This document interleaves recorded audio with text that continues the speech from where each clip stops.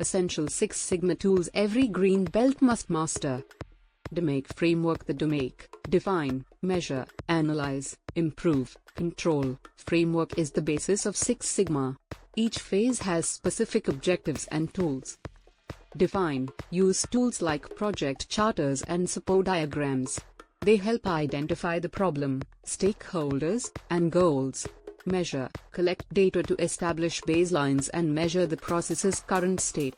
Tools include data collection plans and measurement system analysis, MSA. Analyze, identify root causes using fishbone diagrams, Pareto charts, and statistical analysis. Pareto chart. The Pareto principle, 80-20 rule, states that 80% of problems stem from 20% of causes.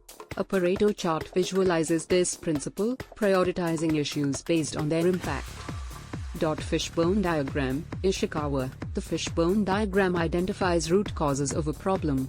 It does this by sorting potential factors into major categories. These are people, process, machine, and environment.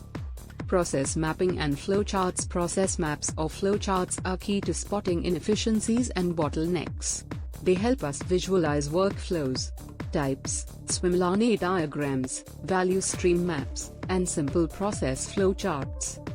Histogram. A histogram shows data distribution. It helps green belts find variability and patterns in a process.